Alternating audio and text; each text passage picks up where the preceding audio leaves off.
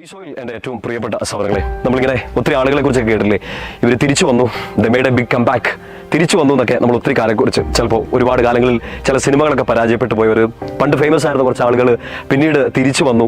ഒരിക്കൽ സ്പോർട്സിൽ, ക്രിക്കറ്റിൽ, ഫുട്ബോളിലൊക്കെ പരാജയപ്പെട്ടു നിന്നവർ പിന്നീട് തിരിച്ചു കയറി വന്നു. നമ്മളിങ്ങനെ ഹെഡ്ലൈൻസ് ഒക്കെ കയറാറുണ്ട്, they made a big come back, അവർ തിരിച്ചു വന്നു. നമുക്കെല്ലാം നമ്മുടെയൊക്കെ ജീവിതത്തിൽ ആഗ്രഹിക്കുന്ന ഒരു കാര്യമാണ്, ഒന്ന് തിരിച്ചു വരണം അല്ലേ? പരാജയപ്പെട്ട് നിൽക്കുന്ന ഒരു അവസ്ഥയിൽ നിന്ന് നമ്മുടെ പഴയ ആ ജീവിത ശൈലിയിലേക്ക്, അല്ലെങ്കിൽ നല്ലൊരു ജീവിതം നമുക്ക് ഉണ്ടായിരുന്നു, ഒരു നല്ല അഭിമാനിക്കാവുന്ന ഒരു പാസ്റ്റ് നമുക്കൊക്കെ ഉണ്ടായിരുന്നു, അതിലേക്കൊക്കെ ഒന്ന് തിരിച്ചു വരണം, പഴയ പോലെയൊക്കെ ആകണം. നമ്മളൊക്കെ ആഗ്രഹിക്കുന്നുണ്ട്, സന്തോഷിക്കണം, പഴയ ആനന്ദമൊക്കെ ഉള്ളിലേക്ക് വേണം. We all desperately need a comeback. നമ്മളൊക്കെ ആഗ്രഹിക്കുന്നുണ്ട്, തിരിച്ചു വരണം, പറ്റുന്നില്ല. നമ്മൾ അതിനുവേണ്ടി ഒത്തിരി ട്രൈ ചെയ്യുന്നുണ്ടല്ലോ, നമ്മൾ ഒത്തിരി കാര്യങ്ങൾ ചെയ്യുന്നു. ഈ ദുഃഖം പറയ്ക്കാൻ വേണ്ടി, ഈ സങ്കടം മാറാൻ വേണ്ടി, ഈ പരാജയത്തിൽ നിന്ന് ഒന്ന് കയറി വരാൻ വേണ്ടി എന്തോരം കാര്യങ്ങൾ ചെയ്യാണ്. നമ്മൾ ശ്രദ്ധിച്ചേ, എപ്പോഴൊക്കെ അങ്ങനെ ഒരു കംബാക്കിന് വേണ്ടി, ഒരു തിരിച്ചുവരവ് വേണ്ടി നമ്മൾ ശ്രമിച്ചോ, അപ്പോഴൊക്കെ നമ്മൾ തളർന്നിട്ടുണ്ട്. വിചാരിച്ച പോലെ തിരിച്ചു വരാൻ പറ്റാഞ്ഞിട്ട് നമ്മുടെ മനസ്സ് ഇടിഞ്ഞു പോയിട്ടുണ്ട്. ഇനി പരിശ്രമിക്കേണ്ടെന്ന് തോന്നിയിട്ടുണ്ട്.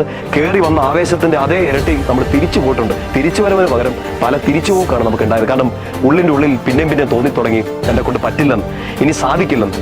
ഈശോയിൽ എൻ്റെ ഏറ്റവും പ്രിയപ്പെട്ട സഹോദരങ്ങളെ, നമുക്കിനി ഒരു തിരിച്ചുവരവ് വേണ്ട. പണ്ട് ശശിയോട് പറഞ്ഞ പോലെ ഇനി ഒരു തിരിച്ചുവരവ് ഉണ്ടാവില്ല ശശി എന്ന് പറഞ്ഞ പോലെ അല്ല. നമുക്കിനി ആവശ്യം ഒരു തിരിച്ചുവരവല്ല, പിന്നീട് ബ്രേക്ക് ത്രൂ. നമുക്കിനി ആവശ്യം ഒരു ചിതറിക്കുന്ന അനുഭവമാണ്. ഈ പരാജയം നമ്മുടെ മുമ്പിൽ നിൽക്കുക, ഈ സങ്കടം നമ്മുടെ മുമ്പിൽ നിൽക്കുക, ഒഴിവാക്കാൻ നിങ്ങൾ ആഗ്രഹിക്കുന്ന പാസ്റ്റ് നിങ്ങളുടെ മുമ്പിൽ നിൽക്കുകയാണ്, മറന്നു കളയാൻ ആഗ്രഹിക്കുന്ന കെട്ടകാലത്തിന്റെ ഓർമ്മകൾ നിങ്ങളുടെ മുമ്പിൽ നിൽക്കുകയാണ്. ഇതൊക്കെ ഒന്ന് ചിതറിച്ച് കളഞ്ഞ് കയറി വരണം എന്ന് ആഗ്രഹിക്കുന്നുണ്ട്. പക്ഷെ നമ്മൾ ശ്രമിക്കുന്ന വഴി എന്താണ്? നമ്മൾ തന്നെ ഒന്ന് പരിശ്രമിച്ച് ഒരു തിരിച്ചുവരവിന് വേണ്ടി, ഒരു കംബാക്കിന് വേണ്ടി പരിശ്രമിച്ചുകൊണ്ടിരിക്കുകയാണ്. തോറ്റുപോവാണ് പിന്നെയും പിന്നെയും. ഈശോയ്ക്ക് ഒരു സ്പേസ് കൊടുക്കുക. നിങ്ങൾ സമയമെടുത്ത് മിക്കാപ്രവാചകന്റെ പുസ്തകം 7-ാമത്തെ അധ്യായം അതിന്റെ 9 മുതൽ 11 വരെയുള്ള വാക്യങ്ങളൊന്ന് വായിക്കണം.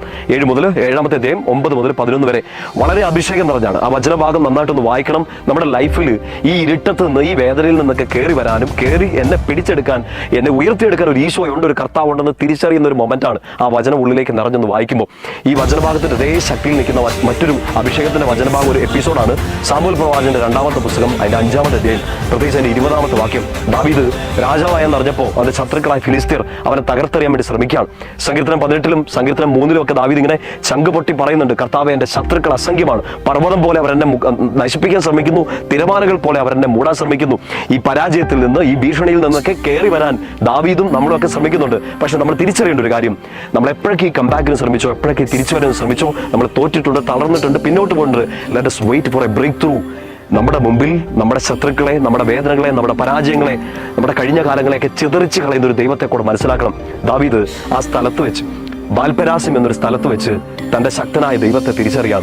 ദാവീദ് അവിടെ നിന്ന് വലിയൊരു വിശ്വാസം പ്രഖ്യാപിക്കുന്നുണ്ട്.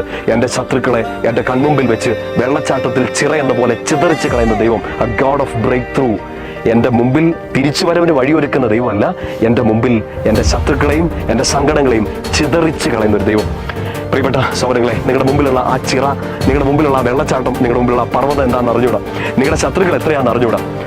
ഈ വേദനയിൽ നിന്നൊക്കെ നിങ്ങൾ തിരിച്ചു കയറാൻ ശ്രമിക്കാൻ തുടങ്ങിയിട്ട് എത്ര കാലമായെന്ന് അറിഞ്ഞൂടാ. തിരിച്ചു കയറി വരാൻ ശ്രമിച്ച്, തിരിച്ചു വരവിനൊക്കെ ശ്രമിച്ച് പരാജയപ്പെട്ട് പിന്നോട്ട് പോയിട്ടുണ്ട്. നമുക്ക് ശക്തനായ ഒരു ദൈവം കൂടെയുണ്ട്, തിരിച്ചറിയുക. നീ ഓരോ തവണ തിരിച്ചു വരവിന് ശ്രമിക്കുമ്പോഴും നീ തളരുന്നുണ്ട്. പക്ഷേ ഇത് ചിതറിച്ച് കളയാൻ പറ്റുന്ന ഒരു ദൈവത്തെ കൂടെ തിരിച്ചറിയുക. എല്ലാ സമയവും നമ്മൾ തളർന്നു പോകുന്നു, പക്ഷേ ഈശോ ശക്തി പ്രാപിച്ചുകൊണ്ടിരിക്കുകയാണ് നമ്മുടെ ജീവിതത്തിൽ.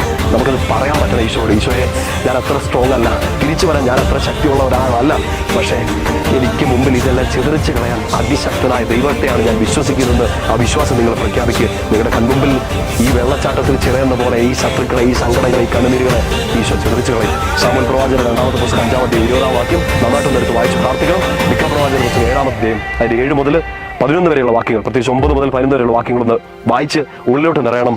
നിന്റെ ദൈവം ശക്തനാണ്. ഈ സങ്കടത്തെയും അവൻ ചുമ്മാ തിരിച്ചുവരവ് നടത്തി തുറന്നു തരികയല്ല, അവൻ ചിതറിച്ച് തുറന്നു തരും. ഈശോയുടെ നാമത്തിൽ ഞാൻ നിങ്ങളെ അനുഗ്രഹിക്കുന്നു. പിതാവിന്റെയും പുത്രന്റെയും പരിശുദ്ധാത്മാവിന്റെയും നാമത്തിൽ. ആമേൻ.